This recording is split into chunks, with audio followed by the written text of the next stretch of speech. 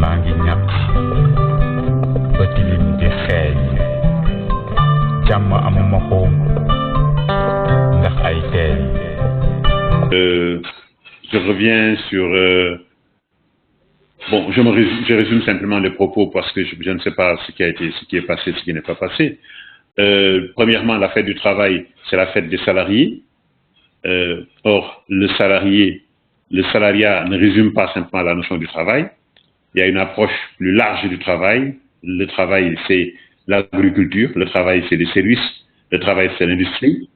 Et c'est le travail des hommes, c'est le travail des femmes, c'est le secteur formel, c'est le secteur informel. Premièrement.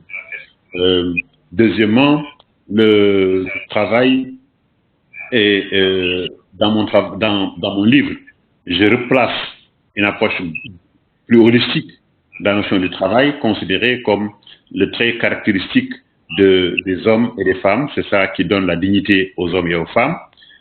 Et dans les sociétés sénégambiennes, le personnage qui a incarné cela, c'est le personnage de Baye Demba War. Baye Demba War, c'est le mythe du courage.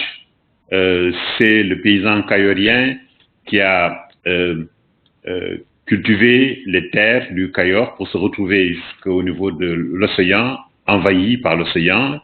Il se noie, son corps est ramené par les eaux, les animaux de passage qui étaient au courant de sa réputation et par respect pour son courage, ce sont ces animaux qui ont couvert le corps d'un drap blanc par respect pour le symbole que cela représente. J'évoque cela simplement pour dire que c'est un mythe largement partagé dans toutes les sociétés ouest-africaines où la question de la terre, la question du travail, la question de l'ardeur, de la bravoure, c'est véritablement le travail qui définit les braves hommes.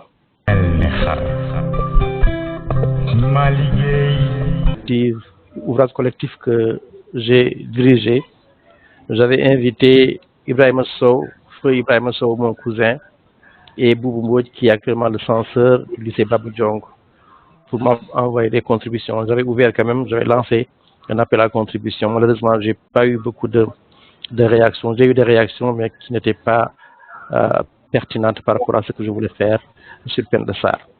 Donc, ce que je voulais partager concernant Penda Sarr, c'est de revoir un peu l'activité socio-économique du Fouta, l'attribution des fonctions socio-économiques et des rôles sociaux aussi. Je voudrais commencer mon propos en rappelant que partout dans le monde, trouver du travail est bien plus difficile pour les femmes que pour les hommes.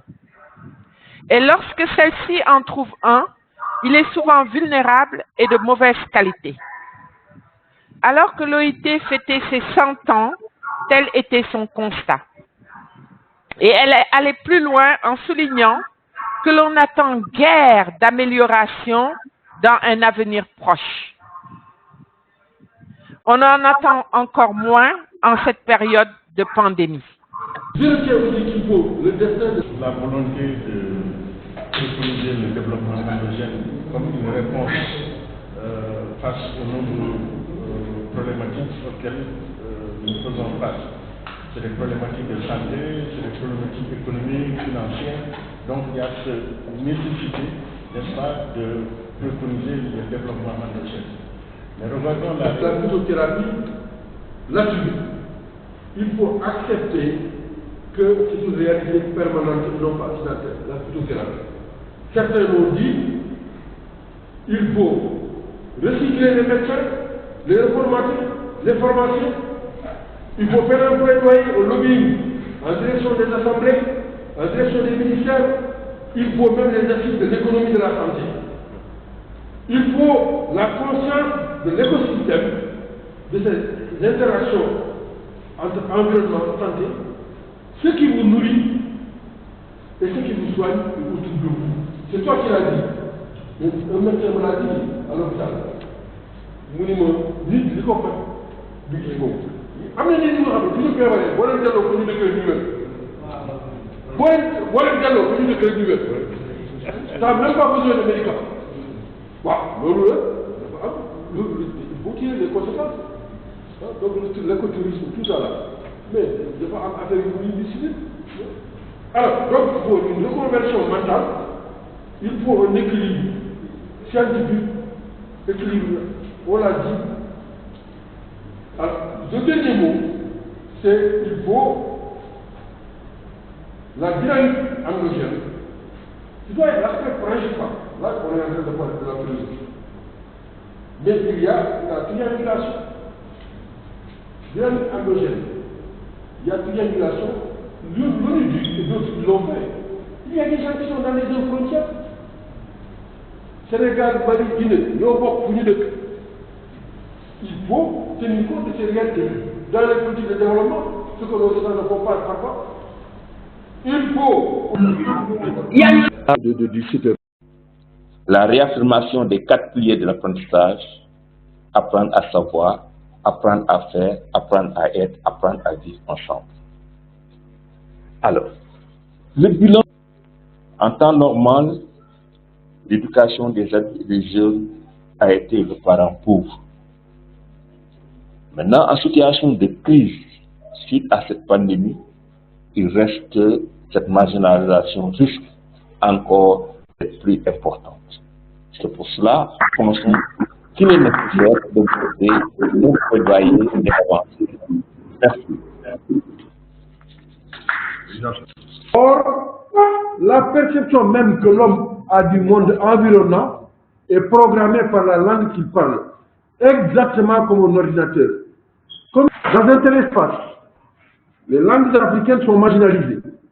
Elles évoluent dans des ghettos linguistiques. Le défi pour les pays africains est de barrer la route à la ghettoisation des langues africaines et de travailler pour l'utilisation des grandes langues de communication du continent dans les inforoutes. Nous devons développer des programmes d'enseignement-apprentissage multilingue et sauvegarder les langues du continent. Car préserver une langue, c'est préserver une culture, c'est préserver un patrimoine spécifique de l'humanité. La langue, c'est l'élément fondamental dans la culture d'un peuple. Avec la Covid, on a choisi de partager avec vous qu'est-ce que nous inspire la Covid-19 et qu'est-ce qui va venir après. Nous allons très rapidement voir la trajectoire de la pandémie, analyser les réactions sanitaires et économiques de certains pays, voir quelle est la situation en Afrique, en tirer les paradigmes qui ne tiennent plus, en tirer les leçons, citer une personnalité, dresser les perspectives à travers 2 axes, les États-Unis d'Afrique et la fixation des prix de certaines matières premières en Afrique, et terminer par des éléments de plaidoyer. La trajectoire, on la connaît tous depuis le 11 janvier 2020, avec le premier.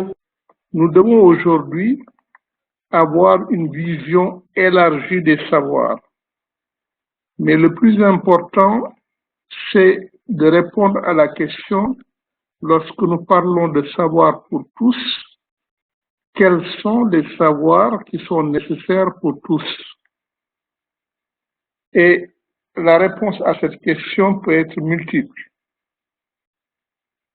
Parce que d'abord, chaque pays peut définir les savoirs qui sont nécessaires par rapport à son contexte national.